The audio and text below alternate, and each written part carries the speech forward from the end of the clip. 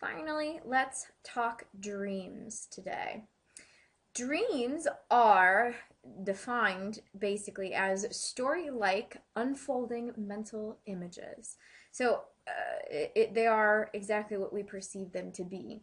Story-like in the sense that they seem to have a beginning and carry out some level of plot, even though it might seem very bizarre at times.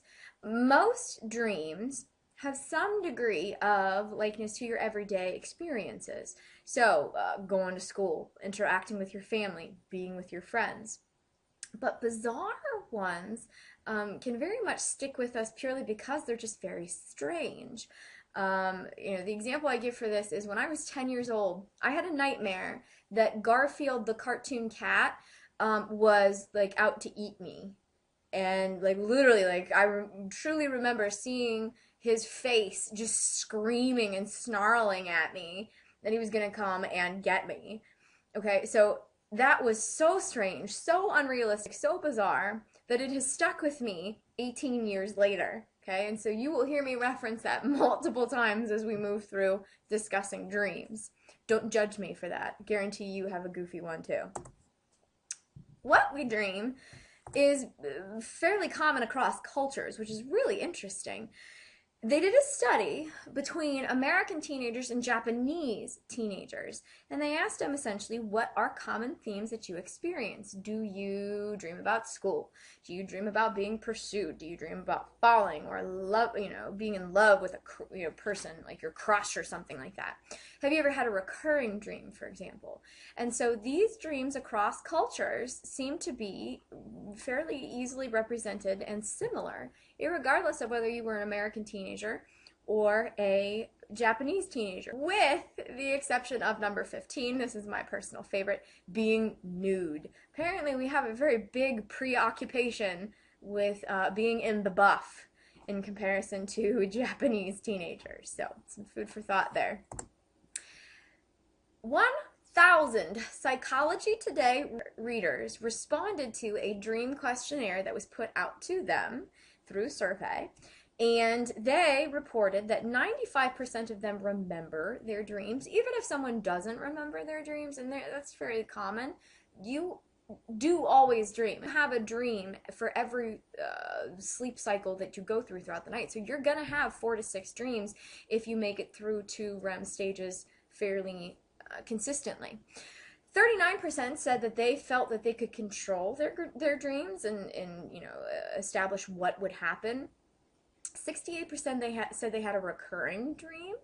And if you like, you can go through this. I'm not going to do it necessarily in the video notes, but there are so many different people out there that fall within the psychoanalytic or psychodynamic perspective that one can have a gateway into your unconscious based off of the dream images that you have, that there is manifest content and latent content.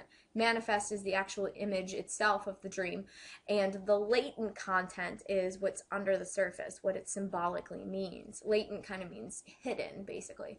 So if you want, you can take a look at this link. I'm not going to go through it with you necessarily, but it is a video that you could watch that many believe kind of explains what the dream images mean for you. And we'll look at a dream interpretation website in a bit, because there are a lot of people out there that believe truly you can interpret what your dreams mean, symbolically speaking. 28% of people said that they died in a dream. I know that there is a movie out there that has kind of commonly pushed this mentality that you'll wake up before you die, or if you were to die in a dream, you will die in real life, and that's not accurate. 45% said that they have dreamt about celebrities, that there's kind of a bit of a fixation on that. So if you find yourself in any of these categories, apparently you are among good company with 1,000 Psychology Today readers. So why do we dream?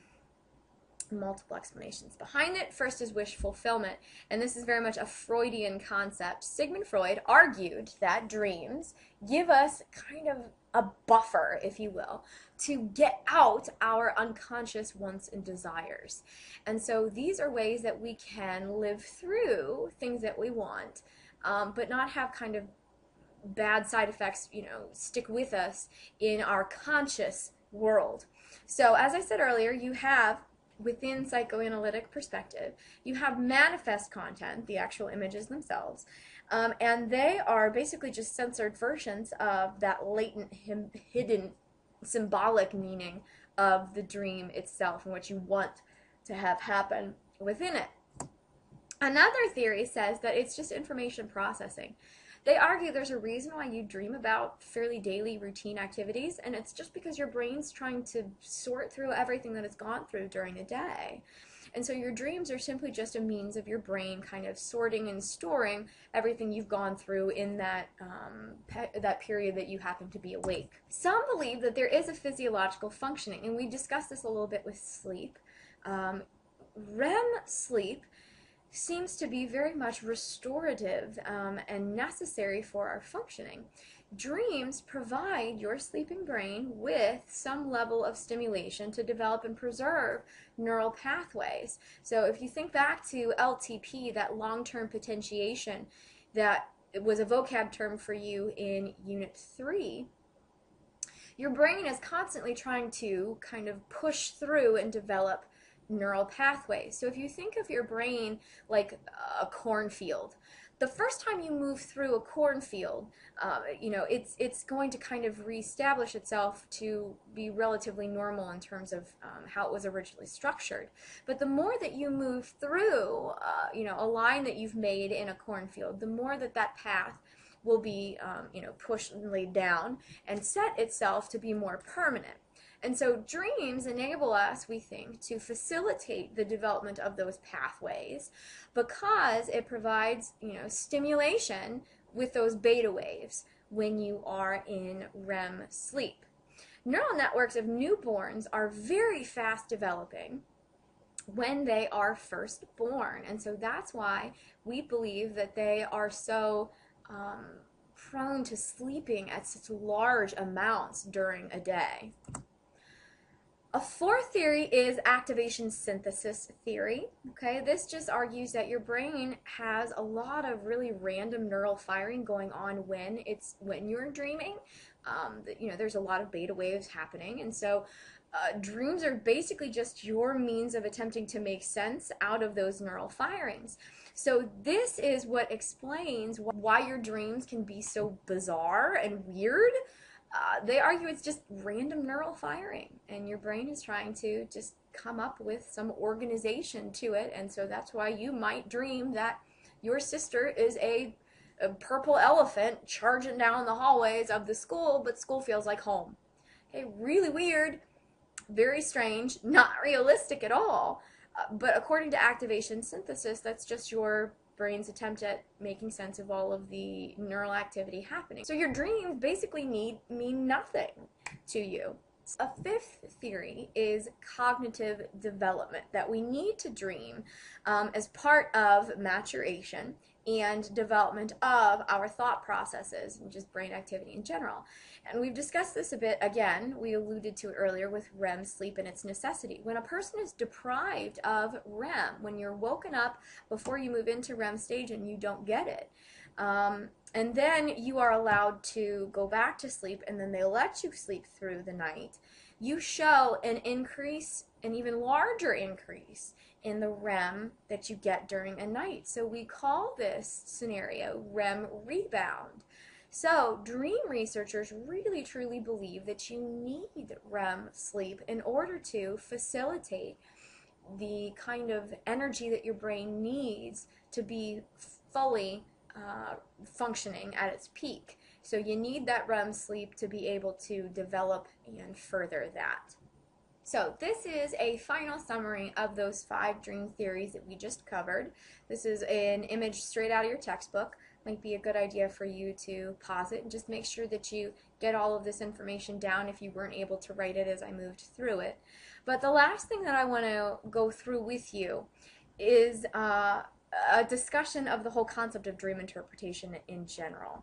So you can see that there's this place here called dream moods, but if you were to Google dream interpretation, 19,100,000 results right here. That's a lot of results. There are a lot of people out there that truly do believe that dreams mean something, that they can be, in some cultures, they believe that they can predict the future. Scientifically speaking, we just don't believe that there's enough evidence out there to prove that dreams have symbolic meaning for something that's going to happen to you or issues that are attempting to be resolved while you are in an altered state. So this is the end of our first set of notes for Unit 5. I know that it was a lot and it was covered very quickly. So please don't hesitate to go back through this. Repeat things as much as is necessary for you to be able to get through it, because there were a lot of vocab terms that we covered in here today as well. If you have any questions, obviously don't hesitate to ask.